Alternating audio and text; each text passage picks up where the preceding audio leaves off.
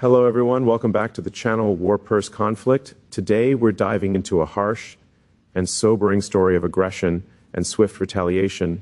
The scenario where Russia hit civilians and Ukraine's response was immediate and, to put it bluntly, brilliantly calculated. To understand what's going on, we have to start with the initial act, the attack on civilians. The documented pattern shows that Russian military forces have repeatedly struck residential neighborhoods, schools, hospitals, and other civilian-dense areas in Ukraine. According to the monitoring mission of the United Nations Office of the High Commissioner for Human Rights, OCH, in the war zone, the Russian armed forces have used explosive weapons with wide area effects in populated places, and these attacks have resulted in thousands of civilian casualties. Wikipedia won, for example. Earlier in 2025, a missile strike by Russia in the city of Poltava, far from the active front line, killed around 15 civilians, including children, when a residential apartment wing collapsed. Wikipedia 2.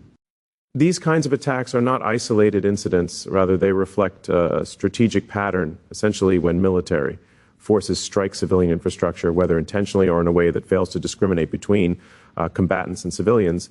They inflict two kinds of damage. First, the immediate human cost, loss of life, injury, destruction of homes and futures. Second, the psychological and political impact, terror, displacement, international outrage, and loss of legitimacy. The Russian forces appear to have purposely or recklessly ignored the boundary between military targets and civilian ones, as documented by independent watchdogs. Wikipedia 1, so that's the backdrop. Now enters Ukraine's retaliation. This is where things get interesting. Rather than waiting for some diplomatic resolution or passive response, Ukrainian forces opted for an instant and brilliant counterstrike. What does that mean? It means they picked targets deep behind enemy lines, pressed an advantage, and turned the scale of the conflict scenario so that instead of simply absorbing blows, they pushed back with force and precision. One vivid example. Not long ago, Ukrainian forces apparently struck Russian air bases thousands of kilometers from the Ukrainian border. In one case, a wave of drone strikes hit bomber aircraft at bases such as Belaya Air Base in Irkutsk Oblast and Olenya Air Base in Murmansk. Al Jazeera 3, that kind of strike underscores a shift. Ukraine not only defends from its own territory, it projects power and holds Russia's war machine accountable far from the front lines.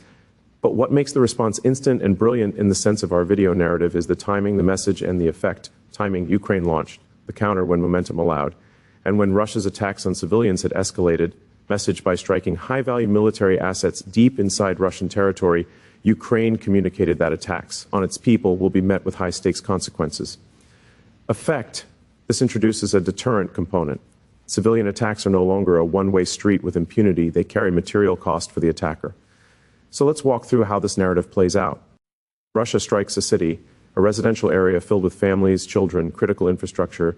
The immediate result, death, destruction, grief, humanitarian crisis. The next move, Ukraine gathering intelligence, mobilizing assets, drones, missiles, special units to strike the attacker's vulnerable core. Not only the troops at the front, but the logistical, Air Force, strategic assets further back. The outcome? The attacker realizes that hitting civilians may provoke unpredictable, severe retaliation. That alone doesn't end the war, but it changes the calculus. What are the implications of this? First, morally and legally. When a state attacks civilians, it breaches international humanitarian law. Indeed, many of these attacks by Russia are documented as possible war crimes. Wikipedia 1. Ukraine's retaliation doesn't reverse the crime of attacking civilians, but it asserts that such attacks cannot go unanswered indefinitely without consequences. Second, militarily, retaliation deep behind enemy lines forces Russia to divert resources to defend areas previously considered safe and to face threats it perhaps did not fully anticipate. That adds complexity to their operations and raises the cost of continued aggression. Third, psychologically and in terms of morale, for Ukrainian civilians, seeing their forces strike back hard gives a sense of agency, of not simply suffering for Russian forces and their political leadership. Seeing retaliation may reduce the perceived benefit of indiscriminate strikes and raise internal dissent or caution. Of course, one must recognize the limits and the risks. Retaliation does not remove Russia's capability to launch further civilian attacks. It doesn't instantly stop the war. It also risks escalation with more destruction, more civilian suffering. For Ukraine, launching deep strikes is resource-intensive and may invite reprisals. Now let's break down some key moments and elements of the story in more granular terms. First element, the nature of civilian targeting. The data show that many of the strikes on civilian areas were not incidental. For example, the UN mission found that the majority of civilian deaths occurred in Ukrainian-held territory as a result of the Russian military's use of explosive weapons with wide area effects. Wikipedia won some specific cases. The cluster bombing of Lyman on July 8, 2023 was made with 9 M55K Smerch rockets in a civilian market zone, killing 9 civilians, injuring 13. Wikipedia 4 such attacks not only kill civilians but terrorize communities, undermine confidence in safety, and fuel displacement.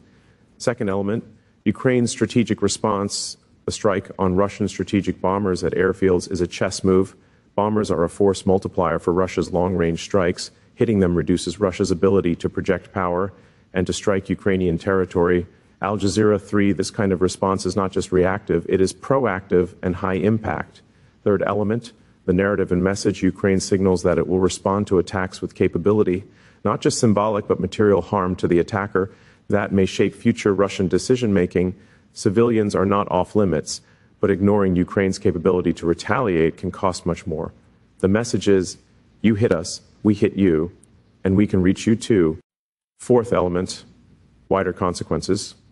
The retaliation raises the stakes for Russia, defending earlier safe areas, reallocating air defense, intercepting drones, changing doctrine. At the same time, it may strengthen Ukraine's international standing.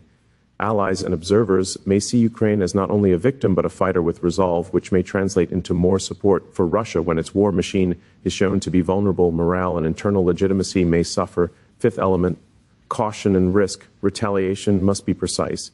If Ukraine were to respond in a way that causes high civilian casualties, it could undermine its moral high ground and international support.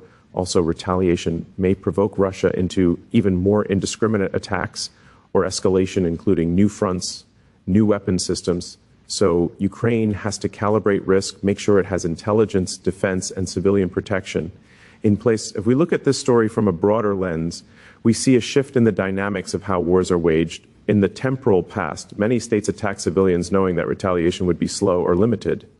But when an attack party can strike deep, with drones, missiles, cyber, the gap narrows. That means civilian targeting becomes a more dangerous strategy because the attacker may become vulnerable in areas previously safe. That dynamic may reshape strategy in many theaters beyond just this conflict.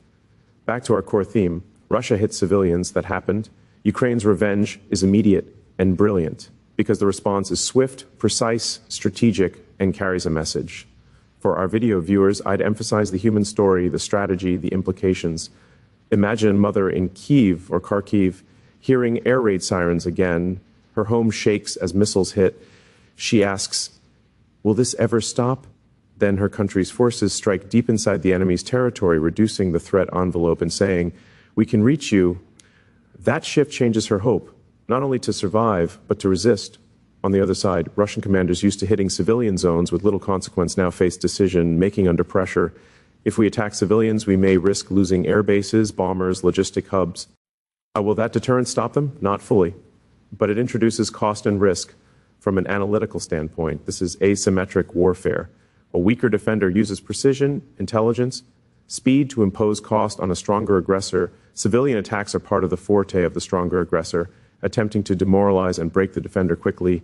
When the defender pivots and hits back at value targets, the asymmetric attacker must adapt, often at higher cost in this specific conflict. The Ukrainian strategy seems to embrace such pivot by using drones, missiles, long-range strikes to go after logistics, deep airfields, strategic bombers. The result is not just tactical damage, but deterrence. The instant part is important. Delays allow the attacker to regroup, repair, continue.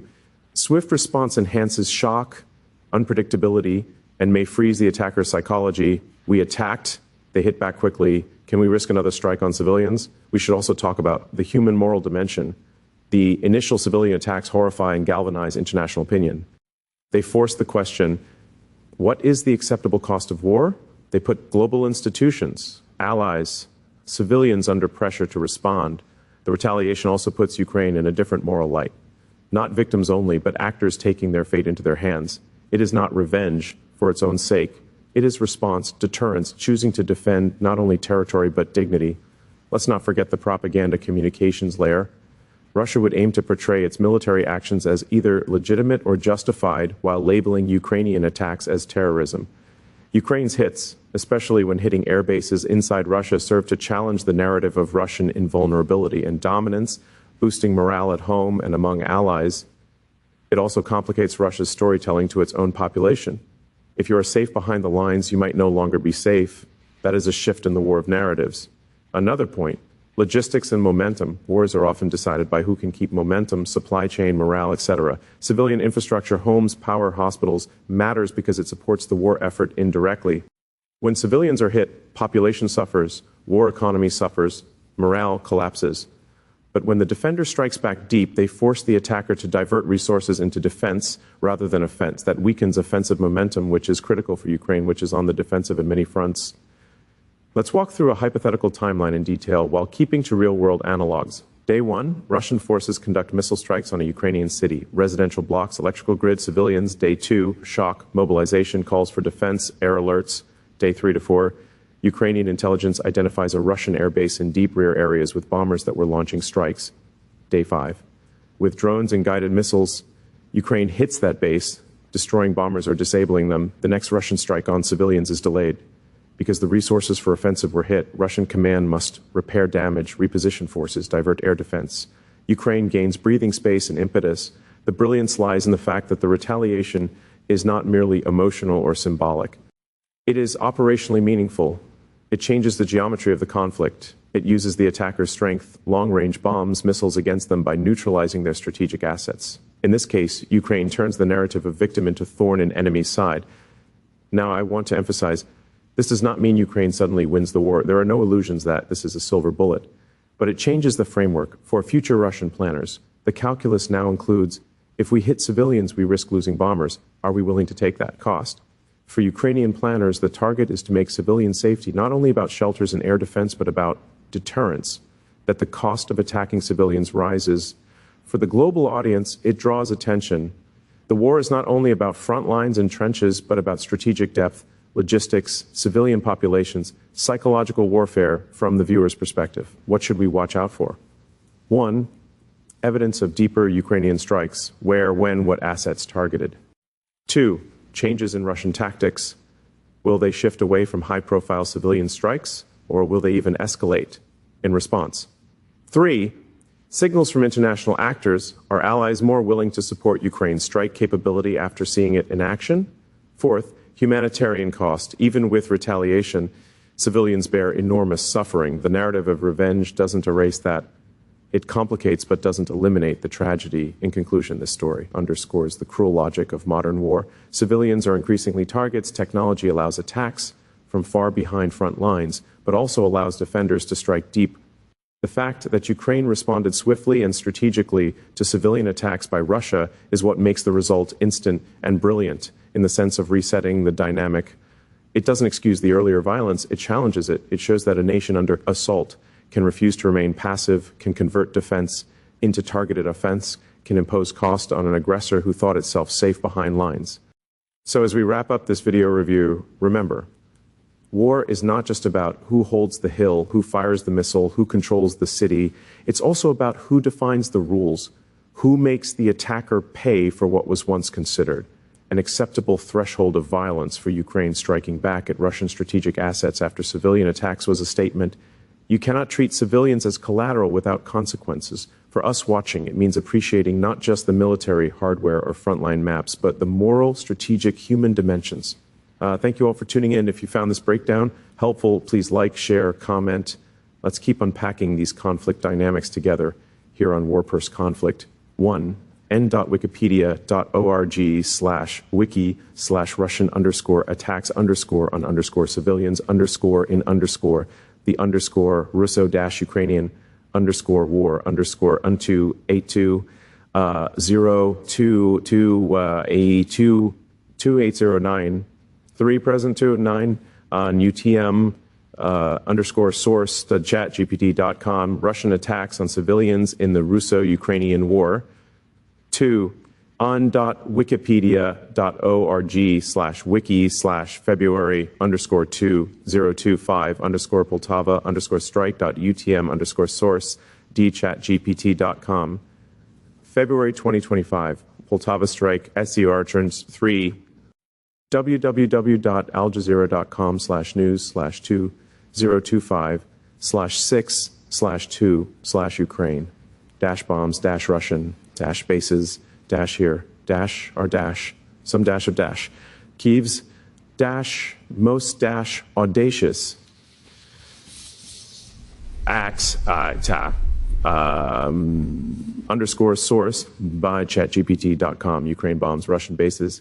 Here are some of Kiev's. 4, n.wikipedia.org/wiki/Lyman underscore cluster underscore bombing.utm underscore source, chatgpt.com, Lyman cluster bombing.